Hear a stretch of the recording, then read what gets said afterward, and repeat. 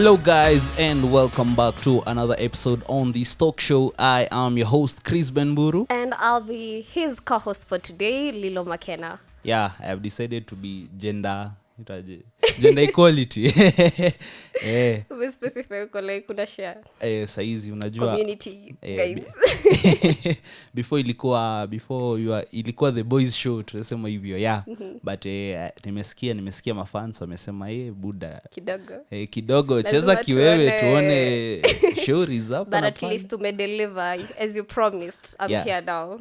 And today I wanted to start on a serious note kwa sababu Kenya is becoming serious. Kenya is becoming serious. Serious ama they are becoming too serious actually. Yeah, too serious. Some things that are happening saizi you can look at them now and you'll be like, hey, am I still see for example, especially now the cost of living is getting too high.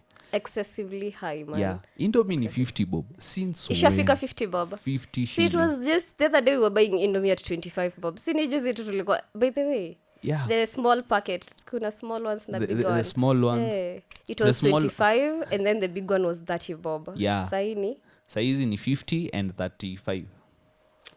You see, it's becoming tough, eh? Smoky is now at 40 shillings. Yo, see, just bought it.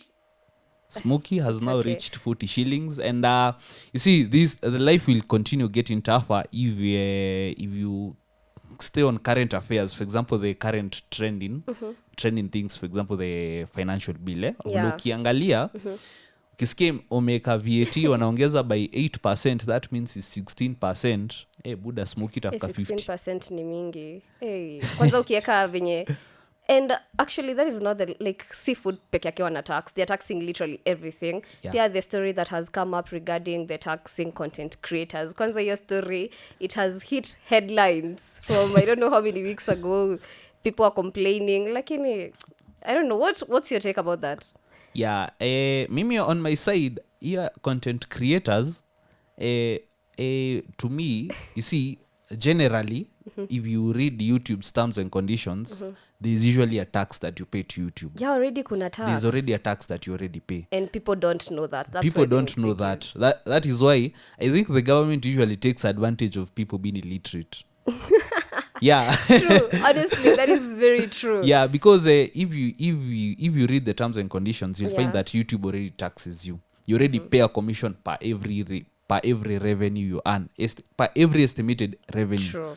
You will always pay a commission and you'll always pay a tax. Exactly. Now you want to add a tax to something that is already being taxed. Exactly. Yes, and the bad thing about it is the company, it's not a Kenyan company. So it's not like, for example, Safaricom, niseme ati enyewe ina make sense kwa sababu company ni ya Kenya. But YouTube is not in Kenya. Actually, it's for the first time nimesikia in Kenya.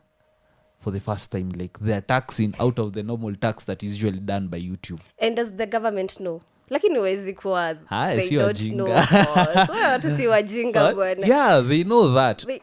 They know that. Hata hiyo juzi alikuwa sema ati by September we'll have electric motorbikes. You know, electric motorbikes were brought when I was in high school. I remember they were brought by. And how many years was this? How many years back? Wow. I think 6 years ama ni 7. They were brought in 2013. I remember real? Yeah, I have never heard that. I remember you can't remember of a case back then. Watu walikuwa sema watu wagongwa motorbike juu hazitoi sauti. No, I didn't hear about that. Yeah, there was a case that way. What? Back in 2013, electric motorbikes have been there.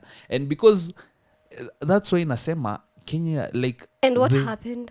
Yeah, so they had to remove it in the market, and either it is removed in the market or it is induced sound, because hata ukiangalia gari hybrid, a hybrid vehicle uses a battery. Exactly. That vehicle is noiseless. You won't notice, by the way, hata ukiwasha tu hivi you won't notice. Utasikia imewaka, yes, but ile wakati unaendesha hivi like ai kidogo unaweza pitwa nayo umeka. There's no more walking with earphones on your ears anymore. Yeah, this technology has already been there, but you see, we are usually too distracted to a point that tunasahau these things exist. Oh my God, and that is crazy because, like, for example, kama sai venye people have been shooting in town, what. Imagine such kind of your buzz iko town and then the cars aren't making noise. Of course, in a way ni positive kwa sababu, considering vitu tulifanya shule, noise pollution and everything, yes, it's helpful, but in a range, there's a way that it's still very negative in a way that if you're walking maybe in the streets, or kids, actually consider kids. Yeah. If a kid is playing maybe unaona sai gari upakiwa just anywhere, mtoto anacheza nje, there will be auski gari ikikuja, sio mtoto atagongwa ama you're just doing your normal, maybe your normal short squeezy content creators, they have increased in town, you're doing your shughuli pale and then boom, ujasikia bodaboda inapita uondoke. So umeona the dancers, they have been dancing kwa streets, like kwa barabara, kando ya barabara. Now in such a case, what happens? Actually I'm not even sad for him being hit. I'm sad for the government is not looking at this guy is trying to grow and is trying to tax him at the same time. Mtu ana grow na bado unamtax at the same time. This guy will lose hope very fast. Na ni double taxing, usisahau. Double taxing is not good. Na ujue, for example, mtu aneka content TikTok does not pay unless you are branded. Thank you. Wait, by the way, when he said content creators, kwa content creators kuna different, I believe kuna different types. Ndio tuseme kuna different categories kwa content creation. Kuna watu wa TikTok, there is influencers maybe just on Instagram, there is people who like Twitter with the tweets and everything, na bado kuna watu wa sasa YouTube. So watu wenye wamefikiwa na hiyo message sana ni watu wa YouTube, because watu wanajua YouTube ndio inalipa. Now what happens to the rest? But you see, mimi honestly I don't even know, because personally people generalize content creation. True. Like if you are a dancer, you are a content creator. If you are making comedy, you are a content creator. If you are making films, you are a content creator. If you're dancing, those even when you're doing podcasts, you're still a content creator. Exactly. Yeah, because you have already generalized it to that point. But ukiangalia, for example, this guy mwenye anajua the YouTube revenue, you see them by this when you mock at this point, when you mokea kwa YouTube, they are building their own houses, they are building their own companies, unaona. And today just a few minutes ago, by the way, Jalango said the reason kwa the government is proposing that is because these artists, the content creators wenyewe, they're flaunting money. They are flaunting money. That they are billionaires. But it's true, honestly. Okay, I personally, as a content creator, nishasema hiyo jina. And we generalize everyone as a content creator. But considering that, by the way, you see, people flaunt money. People flaunt, like what was social media, they go on camera. It's just that what people don't understand is that, honestly, maisha tuseme insta life, for example, and normal life, kwa most people they are two different cases. Vitu kwa ground ni different. Kwa ground vitu ni very different. In a situation where mtu kama nani, see, for example, let's say the Bahatis, what happens is kama when they are gifting, mostly, let me even not focus mainly on the Bahatis, let's say couples, online couples, or open couples, what happens is that hizo families unaonanga they gift each other from time to time, you know, like juzi sijui nani amenunulia mwingine, Mili alinunuliwa Range Rover by the husband, and when you go through those comment sections, their comment section, you find that people are saying, you know, this is just faking it, this is for ukimaliza rudisha showroom. Ukimaliza rudisha kwa the company, whatever kwa showroom. And then you're like, well, honestly, it's not that I'm saying I'm supporting either groups, but sometimes partly kila mtu ako na ukweli yake hapo. Partly wengine yenyewe inakuanga hivyo, maybe, so whatever they are just showing us, it's fake, so you don't know whether that person is really earning that money for you to tax them. And in a position, yes, wengine wako na hiyo pesa, because honestly right now content ndo ifike in that position that the government is noticing it, and they are in a position not saying now let's tax these people. It's because they are seeing their accounts. Remember, the government runs everything. Mkono ya government iko na DCI. Kenya. DCI Kenya, very dangerous. Exactly, considering that wanaona, remember KRA wako, they are seeing like they trace income yako and everything kuna watu wanaona, so when they Yeah. see how much you're earning, you can't tell me you're earning 20 million a month, because honestly, let's talk the truth, kuna watu wana earn hivyo. If you're earning 20 million a month and you're unaonyesha government, the government will take it, the government will take the share. But not to everyone. You see, like Sonko recently revealed 30 million on one briefcase, and he had like 4 of them. So 30 times 4, that is 120 million in his office. Na But the diamonds. government did nothing. And he's testing diamonds, real diamonds and gold. Did you see the video? Honestly, Yeah, I saw. I saw the video, bruv, and everything he has on is original. He's, I don't know, everything. Na unaonanga mtu kama Sonko anakuanga nazo ever. He has like hizo bling, mnazita nini mtaani, bling bling, yeah? Wako nazo, like he has kwa kila mkono wako na pete, ako nazo kwa shingo. Now tell me value yao mtu tu kwa amesimama. Leave the wealth yenye iko kwa nyumba ama magari. God of Sonko, locate me. Hey, because you might be chasing the bag, kumbe umewekewa kwa ofisi ya Sonko. Kidogo, manze, unakimbisha wapi? But you see, the problem is that generally the cost of living is getting high, and as it gets high, we will focus more on the negative side. See, for example, when you look at someone, for example, like the former governor, yes, he flaunted the money, sindio, but he was passing a message to someone.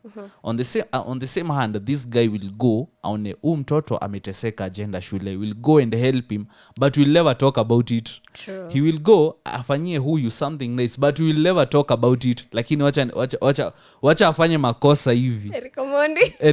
You see, I don't know why people were saying Eric Omondi was clout chasing, yet he was the only guy who had the guts to come out and call out the government. Honestly, I don't think.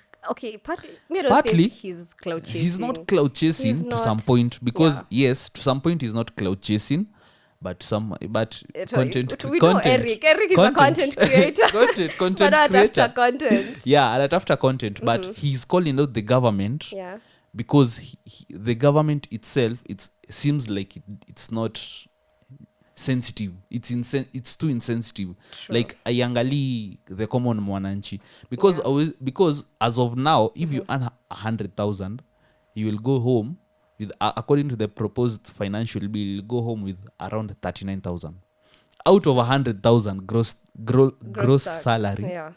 You'll go with 39,000 tax. you tax. Kwanza, if you've worked in the corporate world, tax inaweza kutesa. Tax is dangerous, but they don't blame people for complaining about this issue. Yeah. Hey, tax inakufanyanga ile kitu. And funny enough, you see that that 39,000 haujangalia loan, haujangalia rent, haujangalia food, haujangalia, you see the money itself. You see, recently the senator of Nairobi, Edwin Sifuna, he recently told people that people are saying that today it's money, today people are earning cash that sustains them only for that day. Yani niki make pesa leo itani sustain leo, ya kesho la kesho natafuta kesho, ya kesho kuto natafuta kesho kuto. I fully support that. For example, now you work, maybe you're working in a company and they pay you monthly, yeah? Niambie ni mara ngapi siku hizi, but the people are not even being able to save anymore.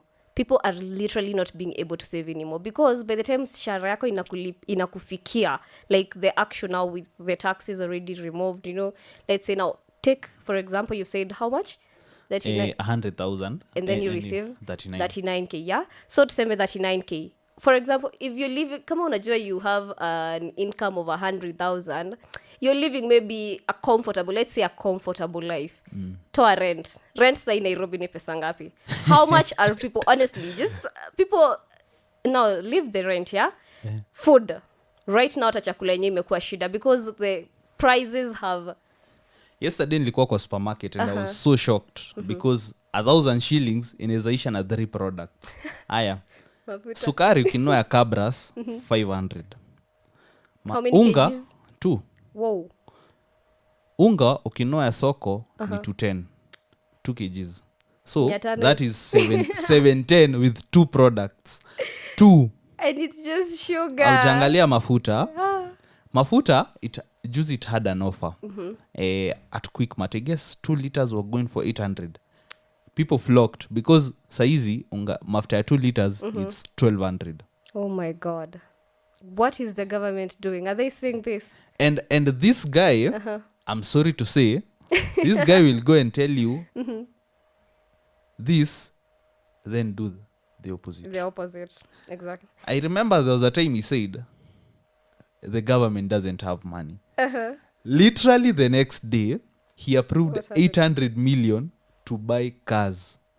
800 million. And what were the cars for? Because actually I saw some cars in Nairobi, the pickups, the governor. No. As the governor. This one for the CSS. Oh my God. CSS, the prime nini.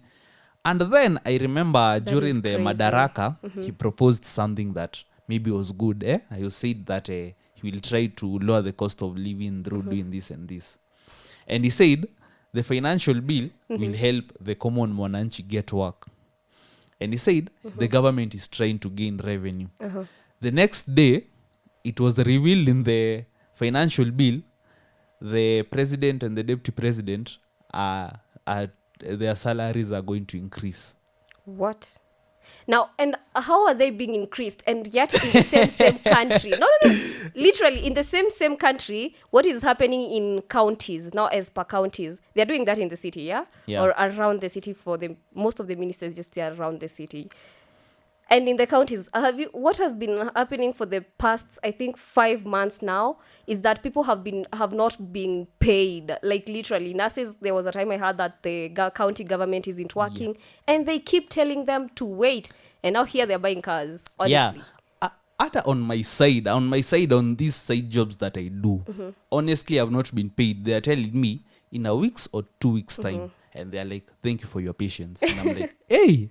And that is where also life is getting tougher, but nilipeni. Kila mtu akishasema, because your boss will tell you the same thing. Yeah. What do they expect you to do? Yeah. Now you see, that is where the point of these guys are too insensitive. They need to be called out straight up. They need to. Yeah. And that is what Eric is doing. And people are just laughing at him, saying he's clout chasing. And honestly, honestly, on the point of Eric Omondi, yes, people can see his clout chasing, but this guy, I love Edwin Sifuna a lot, and Omtata. You see, Edwin Sifuna brings to the table the constitution. He tells them this and this and this. It says this. He says, but you are doing this and this and this. Recently, there was an interview on Real Media about the whole financial bill, and it was the PSC Hinga. He was saying, the 3 housing levy will reduce for you the cost of buying land, will reduce for you the cost of doing this and this and that. If you sit down and think hard of that idea, it is a long-term idea. It is a long-term good idea. Yeah. I support that is a long-term good idea. But how many people trust long-term ideas? People want the action right here, right now. Let's see. Yeah, and I remember just a few weeks after the elections. Yeah. Sifuna was asked, "Do you think the country will go anywhere?" And he said, "The problem with people is that the people you vote for don't have a history of keeping their promises." So if you vote for someone who doesn't keep his promise, exactly, you will just expect the same thing. And I was like, maybe he's right and maybe he's wrong. Let's give them time. Now it's up to 1 year. You see, if they are trying to fix something, you see, like if for example a drug addict. Yeah. Ukimpeleka pale rehab, you're expecting, yes, he will want to use it. Exactly. But with time, atapunguza. Inapungua. Yeah, you see, like, if you want to revive the economy, we have to see signs, but there are no signs. I'm yet to receive, siku moja niingie hivi kwa news, niseme, kuna improvement. Kuna good news. Umeona? So far, I've not seen any good news. I don't know for how long. And you know what they're doing? Actually, there was a tweet. I think Twitter people, the good thing about Twitter is that Twitter people talk their minds. So I think I came across a certain tweet. What wanasema, like, for example, if he said that, I don't know, the prices of something like cars, not actually cars, that is so bold. Let's say something like, what do I say? Nini watu tumia sana sana? let's say the price of tuseme mafuta exactly. So there was a meme that hakusema mafuta itapungua bei, kibuyu yenye inakuja na mafuta itapungua itapungua bei, and then you're like no. And literally these people are going on TV, they are going on camera, they are telling Kenyans this without even having a hesitation of whatever they are saying, meaning they know what they are doing, they know they are playing with our minds, and people have to come up, people have to talk. People have to talk. I can't say that it is a bad idea. He's ambitious. You can see the ambition in him. What's ambitious? What's being ambitious? You can see the actions? ambitious in a long-term project. The ambition to him, that's a very good long-term project if you sit down and think of it. But this short-term project, if these people can't survive this short-term, they won't be a long-term. Okay, let's say for example it will just be beneficial to the next generation. And that is our now kids. Now remember sahi kuna generations kwa ground, kuna generations already very different. Kuna Gen Z, there's the millennials, na sisi wote we are viewing these things from very different points. So if you say that it's a long-term project, it is a long-term project. But you see, for example, mimi nienda kwa juzi nimeangalia tu Pampers, it's 2200 and I'll be like na this generation ishe na mimi, wacha nilewe ishe na mimi, because 2200 surely. And they don't know that they are also affecting the Gen Zs, that is the youths for the youths currently, because honestly kama umesema hivyo, tuseme vijana kama wewe around 30 guys will also, honestly, even if we walk to the streets right now, we ask people the same questions. How many people will agree to like having kids? How many people will 90%, actually not even 99% watasema the same point. People don't even have the motivation anymore to like have families, have a good thing going on with their lives, because ni either uishi maisha sahi, like you uishi maisha sahi iishe, utumie hiyo pesa kama venye umesema, you drink, you lewe, iishe, wachene tu na mambo ya the next generation, kwa sababu Pampers utaangalia 2000 surely. Ujanulia mtoto maziwa, pata twins. Where are you taking them? Where are you going to take them? Triplets ni suicide. You're like, oh my God. No, they'll actually, I think where Kenya is heading right now, in the next few coming years, I think they'll start limiting the amount, not the amount, I'm so sorry. They'll start limiting the kids you can now get. There are some countries who already do that. But you see, that is usually due to population. This one it will be due to situation. Exactly. Money wise, look at the currency. Because honestly, where we are going, Kenyan currency sahi, sisi na Tanzania sisi tulikuwa tunawacheka. We are heading to the same direction. And I usually look at Tanzania. You see, yes, I'm Kenyan, but you see, when you look at, when Uhuru was there, at least they could sometimes focus on other countries. And I came to see Tanzania. You remember Magufuli, the late Magufuli. He died in office. The late Magufuli did something that I don't think any Kenyan president can do. What did he do? He went and I told the people, this economy is bad. I'll honestly tell you, this economy is bad. But staki kwa pandishia maisha. Mimi nataka mfanye kazi. Because you see, the thing about working is, mimi if I can afford unga, let's say nipunguze hiyo unga to 99. Remember when it was 99 hadi stock ilikuwa inaisha nakimbilia unga. Exactly. That means the money is circulating. The money is doing its work.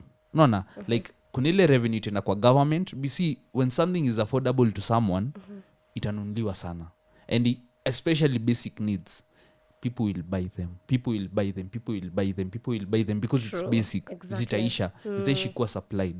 Cost of production, ndio watu wanateta kuhusu cost of production. You have to look to a point that cost of production imeongezea kwa sababu some people wameongezea mafuta, it's heading to 200 per liter. No, even saying cost of production, and they're not even allowing Kenyans themselves to help themselves grow.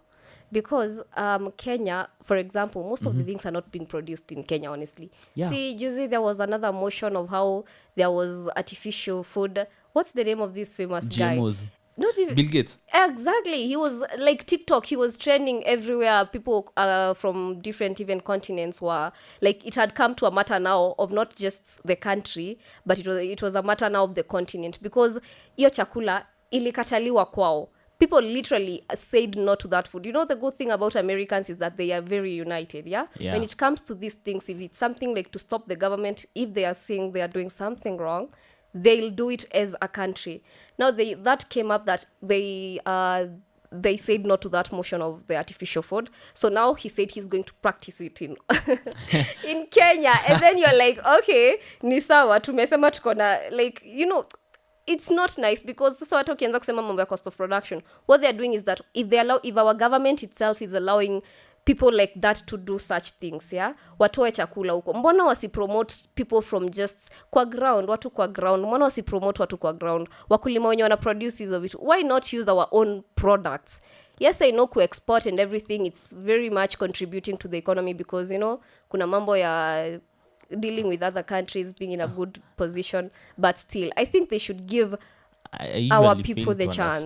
The problem is I fail to understand why.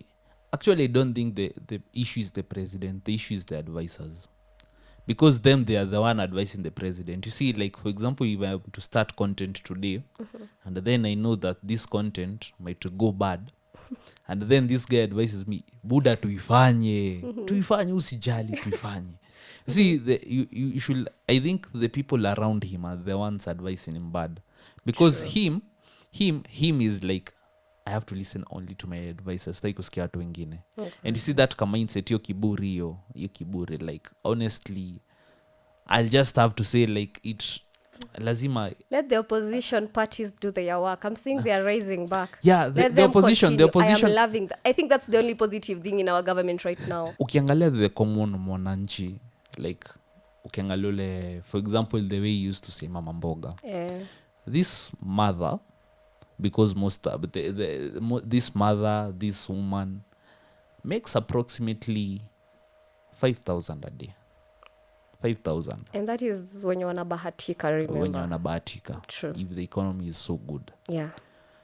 Na ukimwangalia hivi, lazima alipe nyumba, lazima alipe stima, lazima alipe maji, lazima alipe hiyo tax yenye wanataka kuweka. Imagine.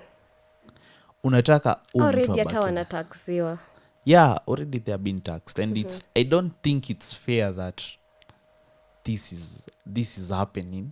It's when not. Another human is watching. No, like, I have to say, like, just feel, ajaribu kuketi chini ya feel the pain. You see, like, unajua ndio, like, ukiona pesa, yes, always feel the pain. But if you sit down and feel that pain of this mama mboga, ama this boda, especially boda riders. Yes, especially boda rider anaweza enda bila kazi, bila kumake any profit the whole day. But undaka ataenda pale ashikwe na kanjo, aitishe loan, atoke kwa kanjo, aende alipe, aanzie kulipa loan yenye amelipa kanjo, na mtu ako na watoto. Uko na kwanza kuna mtu alisema very strong point that hii Nairobi ukicheza unaweza fanyia hiyo nyumba ya kazi, ndo unafanyia kazi literally. By the end of the month unapata kitu umeweza kusave ni hata lesser than your rent itself. Now what are you gonna do? Yes, you should be considerate. A message to the government. Yeah, just be considerate, because as nikimalizia, there's this US guy. He's a famous YouTuber called Mr. Beast. Yeah, I know people Mr. know Beast. him because he gives out money. But one day he sat down and aliulizwa the best moment ashaikuwa nayo, akasema, you know, in the US you do deliveries, ndio? Yeah. Deliveries, for example, pizza and everything. So this delivery guy came, akamletea pizza, and he tipped him $10,000. And the guy was like, yeah, okay, akashtuka. 10,000 is a lot of money. That's a lot of money. And he was, thank you. So the next day, this pizza guy came. And Mr. Beast was like, hey, amekujia pesa tena, I have to tip him again. Aya, and that guy, the guy. The guy just hugged him and cried, akamwambia amekuwa kijituma kwa hii kazi ndio aweze kuenda kuwa na familia. and this money yenyewe itanifanya leo niende kuna familia yangu kwa sababu nimekuwa nikijituma. I want to have that time with the family. See, that is beautiful. Yeah, and when he did that, he was like, that's the best thing that ashaifanya yenye mpaka leo anakumbukanga. Na unajua Mr. Beast anapeananga Mr. Beast upeana tandege. He literally gives people big cars, planes, houses. Yeah. Oh and sasa we have grown as these leaders, honestly. They have grown in a culture where selfishness. True, that is big selfish. Unajua tena if you're not in that position, as kama venye tu inakuanga, for you to learn a specific lesson, you have to experience it. Ndo ukue like unaweza shinda umeambiwa yenyewe. You'll be told by so many people, don't follow a certain path.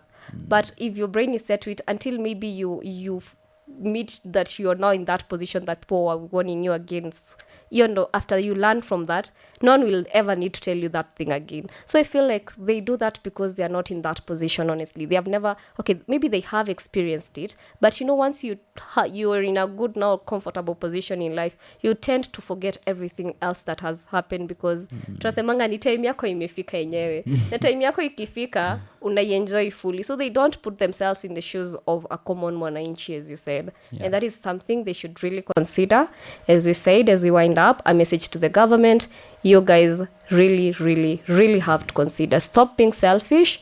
Sisi wananchi, tuliwachagua, you represent us, so do that. Yes, I was an Azimio fan. So, man, nimevaa blue. Yeah. Yeah. Yeah, and there's been a lot that has been happening, and next time we'll bring a lot. We'll bring much more. Much more. Lazima we be the voice of people out here, man. People are suffering. Kwa ground vitu ni different. Yeah, and okay, next week we can talk a lot. Mimi nakwambia I have so much that I can say, but complaints. I can neza keti hapa ni complain the whole day, and I might complain without any fruits, but anyways I have still said it. But just be consider it. next week episode tutaongelea more. This is something that has to continue, and we have to rise up and say enough is enough. Enough is enough. Tuache kuteseka. Juu unajua yate sisi tutateseka. Tuache recommend. Anyway, it's been lovely being your host here today, Chris Benburu, and my lovely co-host Lilo Makena. Yeah, till next time. Bye.